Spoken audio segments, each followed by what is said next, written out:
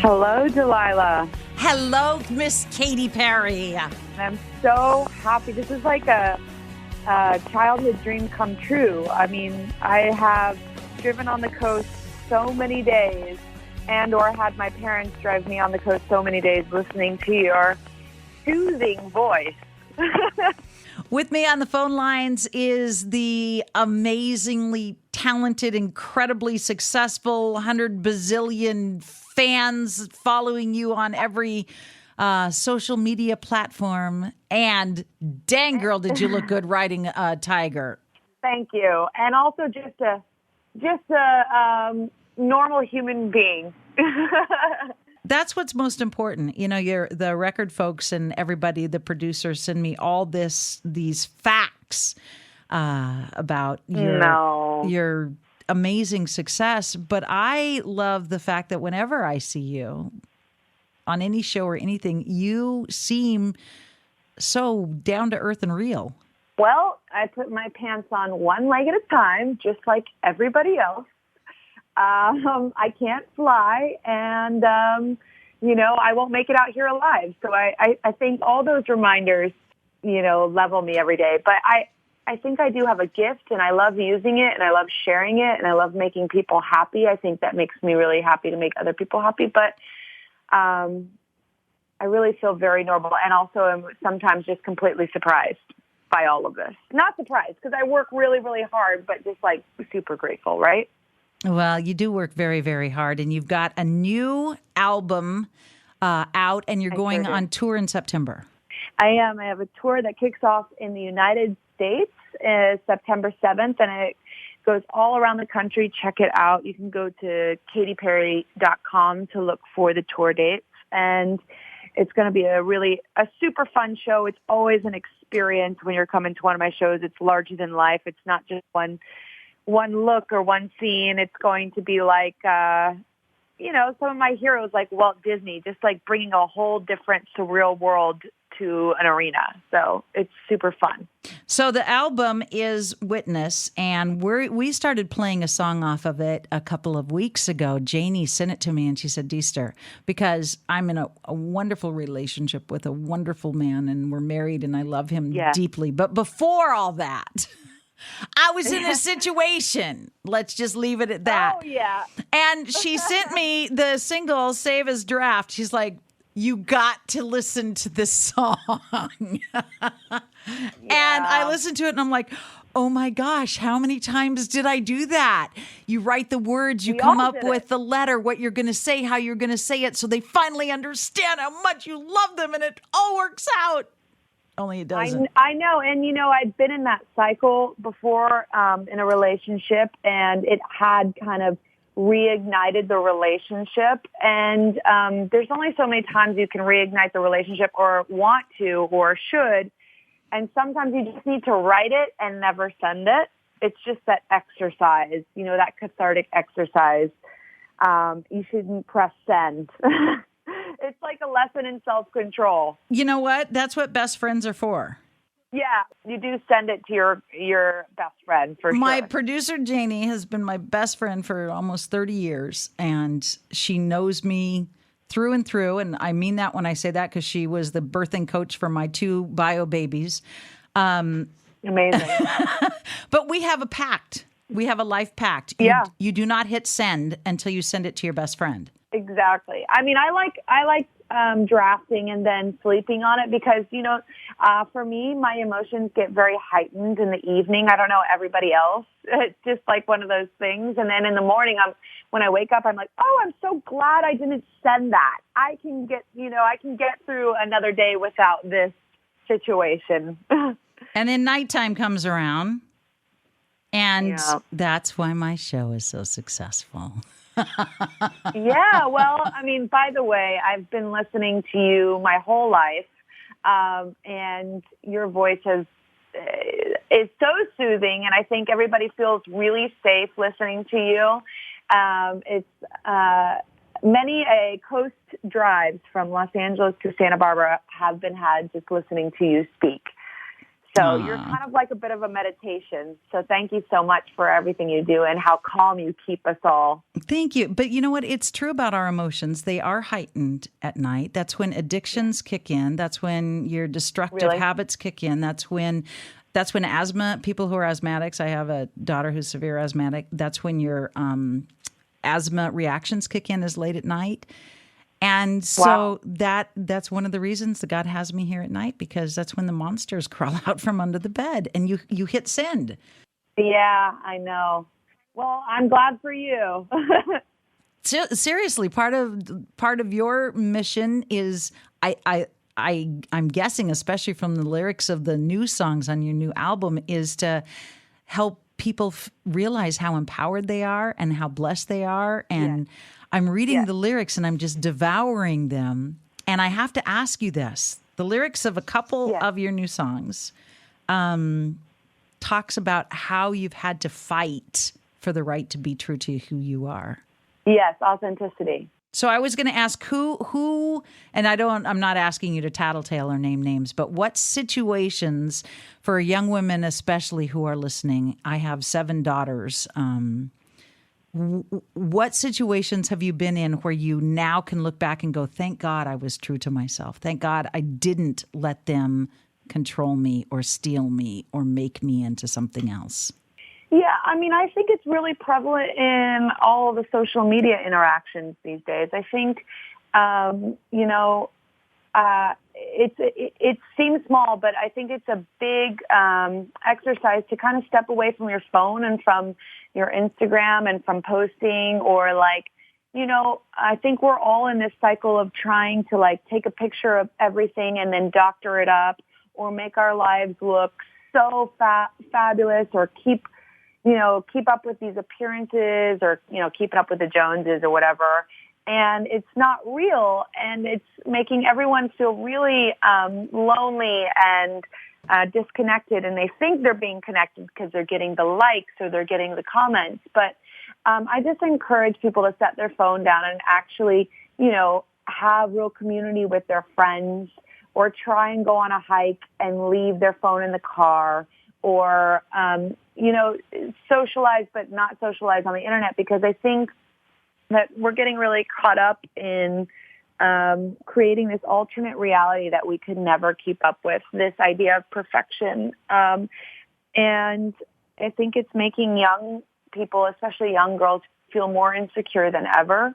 I think I did this experiment where I went 4 days live streaming on YouTube, and I showed everything. I showed all the zits, all of the dark circles, the good, the bad, the ugly. People think pop stars or people in Hollywood are perfect. They're really not. They're really just normal, and I don't want to be perfect, and I don't want to show that kind of thing off. And I think there's really real beauty in the imperfection, and I want to encourage that imperfection, that okayness with imperfection in young people. I think that social media is kind of a real dark place. I think it is such a dark place. Even though, I have 100 million people on Twitter following me, which is hilarious. I say that, but I go on there and I just, it's like a lot of people that are arguing and not really talking with each other. They're talking at each other, and you go on, you make a statement, or you argue with the person, but would you say those things to those people when you meet them? Would you say them to their face? We live in this unaccountable phase online, which is really, really strange. So I encourage community more. I'm doing a real interactive thing with the Boys and Girls Club of America all over America during my tour, where my fans get the opportunity to, instead of buying a ticket, they can earn the ticket through volunteering or doing a good deed through the Boys and Girls Club of America, because I think the kids there are the future. They are. And, if those kids that young can learn the right things, the right ways, and have better tools, then we're going to have a better future. But if everyone just logs on to Instagram, I'm out. Even though I post. but, I want to talk about the Boys and Girls Club just a little bit more, because not only can they earn their ticket, but $1 of every ticket sold for your Witness tour goes to the Boys and Girls Clubs locally, right? Absolutely. Yes. That's wonderful. Thank you. No, I mean, here's the thing is like, it's over 150 years old and it's tried and true. I think people forget that there's a Boys and Girls Club around the corner from basically everyone, and that they can get involved there. They don't have to start a new organization, and if they do, that's great too. But a lot of people, I think right now, they're like, well, we've done the donate thing. How can I really give my time? How can I really give my energy? How can I actually have a real interaction with a person? How can I touch a heart and learn and give? I don't want to just click. I don't want to just click a button on the internet anymore. I really want to go out there and do it myself. My whole mission right now for me is like, I do have that feeling of like wanting to change the world. And I know I have a lot of spotlight and advantage and privilege and et cetera. But like, if I can't even change myself, how can I change the world? Or if I can't even affect, the people I work with on a day-to-day basis, how can I change the world? Or like, even living in Los Angeles, I'm like, oh, I want to change the world, or I want to go to, crazy places in the world and affect it. But like, the homeless rate in Los Angeles is crazier than ever. If you turn one wrong corner downtown, it looks like a refugee camp. And I'm thinking to myself, wait, hold on, maybe I just need to help in my own neighborhood, in my own community. The Boys and Girls Club is such a great way to do that because, like you said, they're tried and true. They've been around forever. And the good they do transforms lives. If you can get a hold of a kid when they're 8 or 9 or 10 and give them a sense of self-worth and a sense of family so they don't join the gang, they don't, start using, they don't start drinking and drugging at 12 or 15, they don't start, disrespecting their bodies and using their bodies for whatever, then you didn't just impact a child, you just saved a life. Yeah, I agree with you. And that's going to be what, like my purpose is on this next tour, on the Witness tour, is just to see people and to witness them and to hear their story and to connect with them, and help them and encourage them in any way possible I can. Whether it's just to be there physically or just to hear them, to give them that moment. I don't know, just to make them feel like they do exist, that they are special, they do have a purpose. Just overall encouragement. I'm so excited. I'm going to go to Boys and Girls Club all across America and really learn kind of what the state of America is right now and really meet the people and really connect with them. That's my goal and my purpose for this next tour. The song that we're playing right now is fun and wonderful and helpful when we're angsting. But the song that touched me the deepest when I listened to each song on the new album really is the title cut, Witness. Oh, great. That says it all. To me, that's the whole philosophy of my faith and my life wrapped up in just a few words so beautifully. So thank you for that. We're all here just to be connected. That's what we want so badly. Like at the end of the day, we just want to be seen. We just want to connect. We want to feel love and like feel like we exist. And, we do everything. Like we work so hard. We like grind. We try and make as much money as possible to be seen, to be connected, maybe even with one individual. When we lay our head down at the pillow at night, we just want to we want to connect with that person, and I think it's as simple as that. Like human connection is what we're here for. I had a pastor that gave a 2-part sermon probably 30, 40 years ago. He doesn't even remember it because I brought it up to him a couple of times. His name is Mike McCorkle.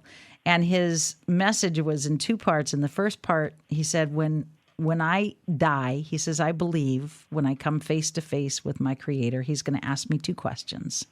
Number 1, what did you do with me while you were alive? And number 2, what did you do with every single person that I put in your path to connect with?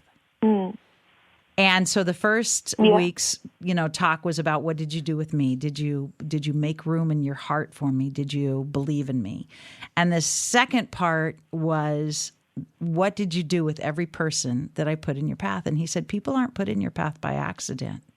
The person you're sitting next to on the plane isn't there by accident. And as he went through this, I went, Katy, that changed me on a cellular level to realize that my whole purpose is to share love with the people that God places in my life. Absolutely. All you can do is just be kind time and time again in every circumstance. Just be kind. And well, like I said, when I listened to Witness and then I read the lyrics to it, I went, she summed it up in like 3.5 minutes. Beautifully. Thank you. Beautifully. Thank you. No, thank you. I mean, I think no matter if you're Joe Schmo or Katy Perry, you just want to connect, you know, no matter if you have it all or if you don't have anything, you just want to connect. Well, you connect with my listeners and you know this. I mean, in such a huge way. Well, thank you. I appreciate you guys playing Save His Draft. And I know everyone can resonate with that because we've all been there. We've all wanted to send that text, or we have, and then we realize, oh, now we have to deal with that, or the email, you know, or the letter. So sometimes it's just good to sleep on it. The line in that song that I cracked up with is you don't usually mess around with coins, but you've been, you know, tossing a few.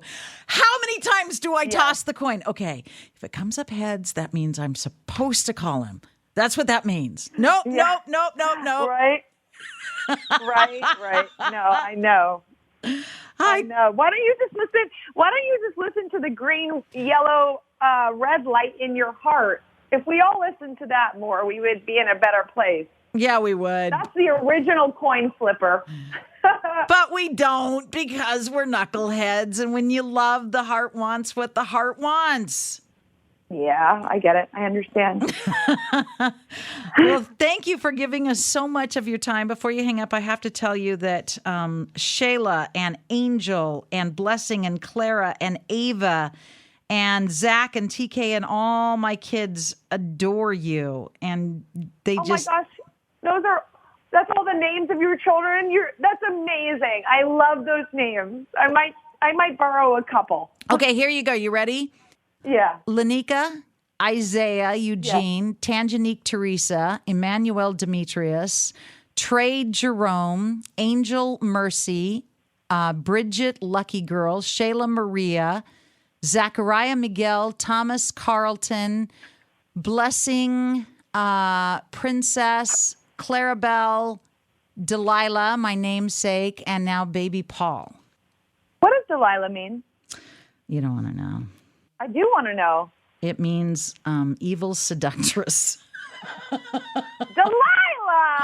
Oh my gosh. Well, Catherine means pure. So remember the story of Samson and Delilah, how she fooled him? Of course. You've cut his hair. I cut his hair. Oh my gosh, Delilah. I had to live up to that for a year or two. Yeah, you've come a long way. And you are rewriting your story, obviously. Aren't we all?